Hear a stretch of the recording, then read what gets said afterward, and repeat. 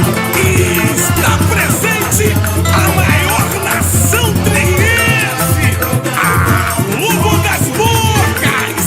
Eu gosto assim, o show vai começar. Eu sou Leandro Jacinto Pereira, nasci em 1969, no mês de setembro, no dia 17. Falar da minha história é falar da história de uma menina comum, altamente comum. Meus pais eram muito pobres, tá? E eles tinham toda uma vivência do cotidiano da época. Mas a vida ali era um contexto que não me apresentava elementos para eu crescer num ambiente crítico. E aí eu vou crescendo dentro da escola pública. A escola pública, ela me incentivava muito a questão da leitura, mas a minha própria família não tinha noção do que eu ia fazer depois que terminasse a antiga quarta série. Eu é que chegava e falava assim: mãe, depois que eu terminar isso aqui, nessa escolinha, para onde que eu vou? E ela não sabia. E aí eu ia buscar, porque além dos meus pais serem pobres, eram semi-analfabetos. Eu, por mim, é que via essa situação. Aí fui para outras escolas, estudava, até que um dia eu falei assim: bem, aqui essa escola vai até a 8ª série, 9º ano agora. E depois o que eu vou fazer? Não sei o que eu vou fazer. Soube, né, de uma outra escola que fica localizada na Vila Isabel, o Moacir Padilha. Eu mesma fui e fiz minha matrícula lá. Para vocês terem uma ideia, eu saí a pé da Caixa d'Água e fui até o Moacir Padilha fazer minha matrícula. Só que tinha que alguém assinar. E não tinha ninguém para assinar. Então eu fui obrigar a minha mãe a ir lá e assinar. Aí fiz o 9º ano, que era a 8ª série lá, e tinha que estudar à noite. Eu fiz o magistério, não foi por uma opção, não foi um desejo, não foi algo que eu sonhava fazer. Eu fiz porque minha mãe falava para mim: olha, você vai ter um emprego, você vai conseguir uma boa formação. Fiz o primeiro concurso, passei, eu era uma pessoa muito feliz, porque com 19, 20 anos eu pulava a corda com as crianças, eu brincava com as crianças, eu tinha dinheiro para fazer festa do aniversariante do mês, coisas que eu não tinha na minha infância. Então eu enfeitava a sala, eu fazia painel, eu alfabetizava aquelas crianças. Eu levei para as crianças a minha paixão por ler, por escrever, e eu era muito feliz. E nessa pegada eu descubro que eu estava alfabetizando crianças, tanto na questão da leitura, tanto na questão da escrita, mas eu também estava alfabetizando crianças e me auto-alfabetizando para ler essa vida.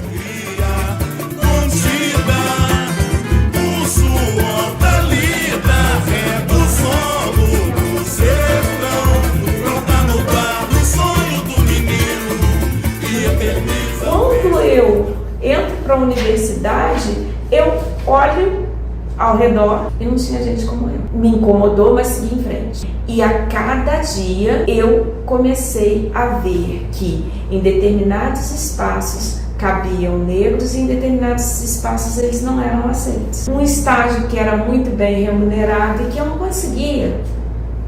Mas um concurso público que eu sentava e era eu e a prova, eu conseguia. Então, todas as vezes que era a Leandra, o papel, a Leandra, o concurso, a Leandra sem nenhuma interferência da sociedade, eu passava. Eu conseguia, eu conquistava.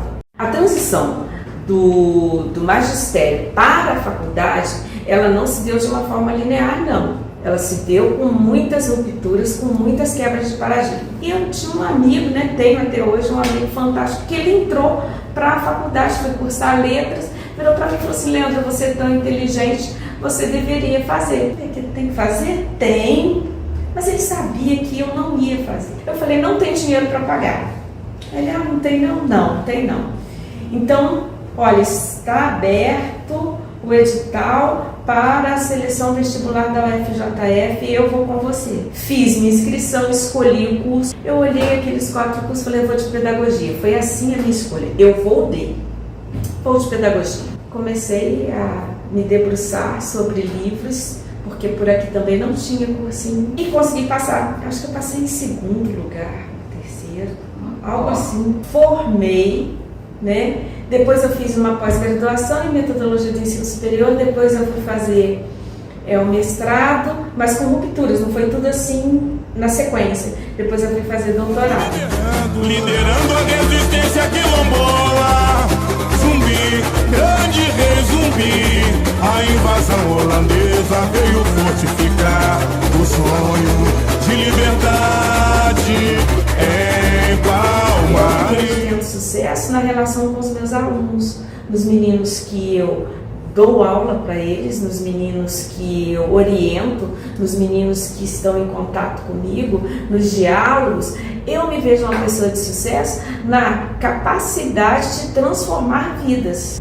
E aí eu digo para vocês que a gente precisa experienciar tanto a academia, ela é ultra importante para a nossa vida, ela é que vai nos dar a técnica, ela é que nos vai dar as referências, ela vai nos dar o diploma, mas a gente precisa também valorizar e experienciar todas as questões que nos levam à sabedoria. Nas questões concernentes a racismo, porque a minha história de vida era marcada por não ter perspectiva. Muitas vezes quiseram me usar de ferramenta. Por exemplo, uma coisa que eu não gosto, eu sofri o ano inteiro. Chega o mês de novembro, Leandra fala bem, vem fazer uma palestra para mim, mas a gente não tem condição de pagar não. Mas quando tem verba, paga para outra pessoa fazer palestra em maio sobre outro assunto, paga para a pessoa fazer palestra em abril, em junho, em julho. Como na minha infância eu não sentia que eu pertencia àquela família, quando você não tem pertencimento, você sente o quê? Você sente que você está sendo rejeitado naquele meio. E aí, o que eu queria fazer para as pessoas? Eu queria fazer tudo pelas pessoas. Eu queria agradar a todos. Por sempre querer agradar o outro e sempre achar que eu não estava numa condição de me negar ao outro, né, de dizer o não, eu deixava as coisas indo, e eu num sofrimento absurdo. A virada de chave foi descobrir que eu não ando sozinha. Até que eu consigo me encontrar da minha ancestralidade e dentro da religação do meu eu com o espírito dentro da Umbanda. Histórias de pessoas negras a começar por mim. Até agosto desse ano eu coordenava o curso de licenciatura em tutoria presencial da UERJ, curso de um consórcio. E anteriormente aconteciam as aulas inaugurais. Aí falava assim, coordenador do curso de matemática, coordenador do curso de biologia, coordenadora do curso de pedagogia. Levantava essa negona, era assim, 1 minuto de silêncio para sentir qual era, né? E eu sabia que ali todos os meus outros colegas coordenadores eram brancos. Vamos lá, eu me insiro no contexto da escola de samba com 6 anos, mas de uma forma bem ingênua. Mas depois de algum tempo eu venho a ser componente de ala, eu entro para a questão da diretoria, entro para o conselho fiscal, então eu vou ver realmente a administração de um espaço cultural. Mas, independente disso, como eu sempre gostei muito de ler, de pesquisar, de me interessar pela pesquisa, eu fui ver a raiz da escola de samba. A raiz da escola de samba vem dos terreiros, né, de Umbanda e Candomblé. Leandra, ela é aquela foliã que apenas está ali para se divertir? Não. E também trago uma coisa muito importante para vocês. As pessoas confundem, né? Ah, você tá lá na escola de samba, você deve beber pra caramba, você deve fumar, virar noite de sono, né? Todo mundo do samba é assim, né? Aquela bagunça, aquele negócio bacana, legal, que vocês ficam só na questão do entretenimento. Quem está em gerenciamento de samba hoje, geralmente não bebe. Eu não bebo. Geralmente não fumo. Geralmente não vira à noite. Porque estão ali cuidando de uma empresa que tem que dar resultado. E o resultado não é somente ganhar o carnaval.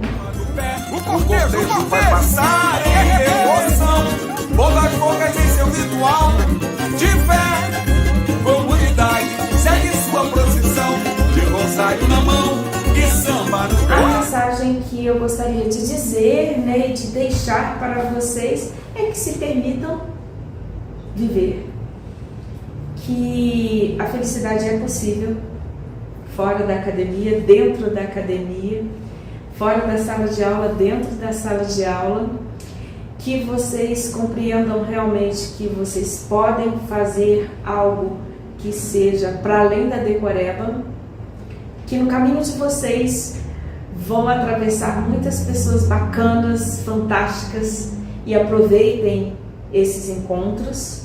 Vão atravessar pessoas não tão bacanas, não tão fantásticas, e também vejam que vocês não querem ser, né? E que sempre que vocês precisarem de alguém, de algo maior, e de ter a certeza de que nada foi em vão, firmem a cabeça e procurem seus ancestrais, tá? Eles não vão decepcionar vocês. A cura de toda dor, Espírito Santo, presença divinal, abençoe nossa escola nesse carnaval. Ô Maria,